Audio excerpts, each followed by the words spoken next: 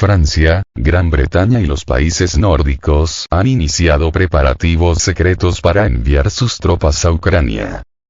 En un artículo para el portal de Internet UNER, Edward Luttwak, consultor del Departamento de Estado de Estados Unidos, expresó la opinión de que Gran Bretaña, Francia y los países nórdicos ya se están preparando en secreto para enviar sus unidades militares a Ucrania.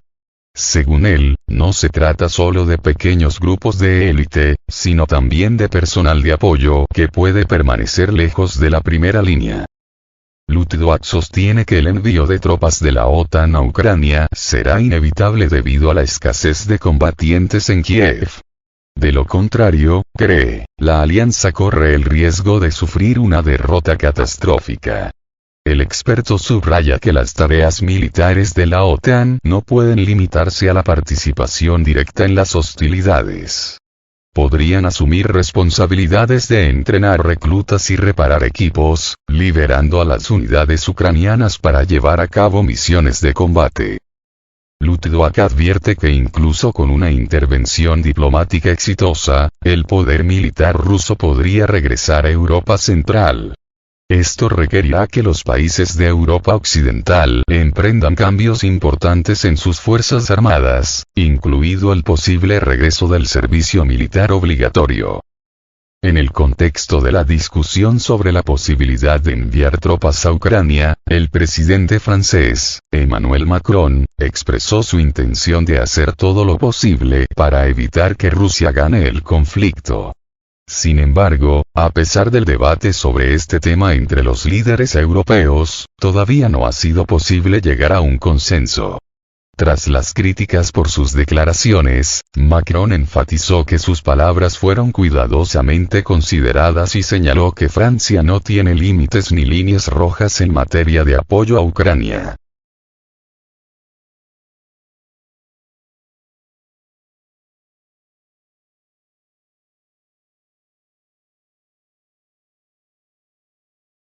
Reuters. Francia niega estar dispuesta a dialogar con Ucrania en las negociaciones con Rusia. Francia niega categóricamente las declaraciones de la parte rusa sobre su supuesta disposición al diálogo para resolver el conflicto en Ucrania.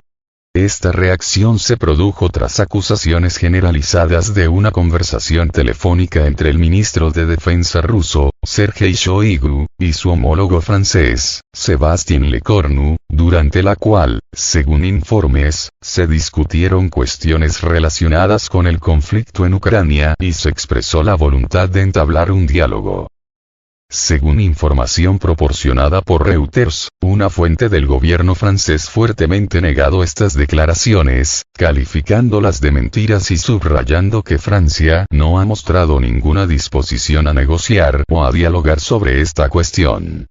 A su vez, el Ministerio de Defensa francés confirmó el hecho de la conversación entre los ministros. La parte rusa aún no ha comentado la información de Reuters.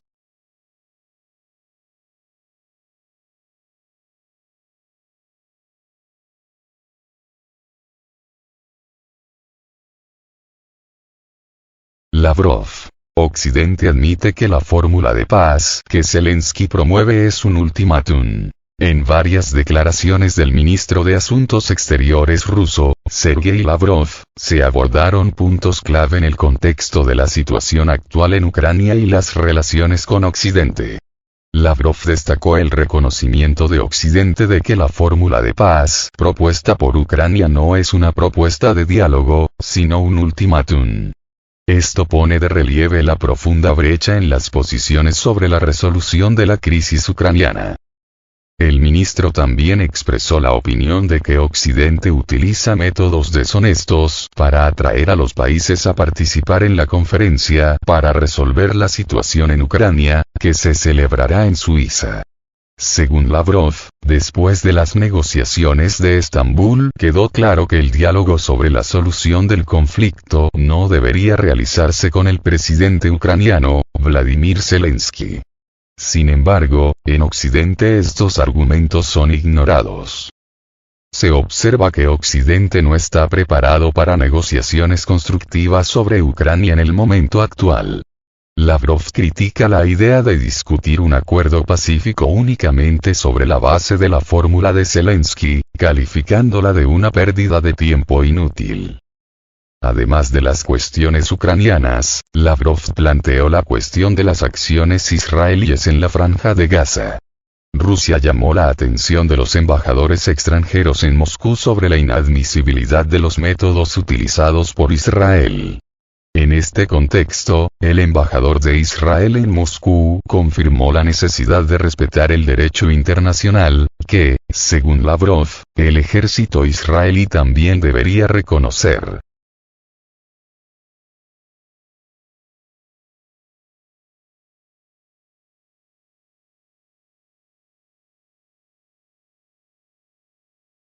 Una explosión en una subestación eléctrica dejó sin electricidad a 12.000 habitantes de San Petersburgo y la región de Leningrado. Desconocidos cometieron un acto de sabotaje en una subestación eléctrica en San Petersburgo, como resultado del cual 12.000 personas en la ciudad y algunas zonas de la región de Leningrado se quedaron sin suministro eléctrico.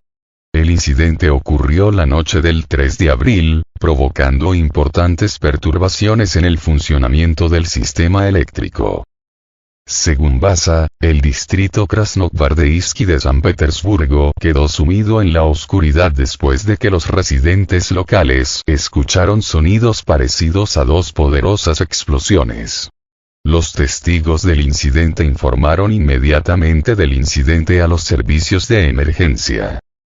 La policía y agentes de servicios especiales fueron enviados al lugar y encontraron rastros de sabotaje en la subestación eléctrica. Los daños en 2 transformadores fueron críticos, con agujeros de 10 y 20 centímetros de diámetro respectivamente. Uno de los transformadores, según datos preliminares, no se puede restaurar. En relación con el incidente, las autoridades de investigación abrieron una causa penal en virtud del artículo sabotaje. Se están tomando medidas para buscar a los implicados en el crimen y esclarecer todas las circunstancias del incidente.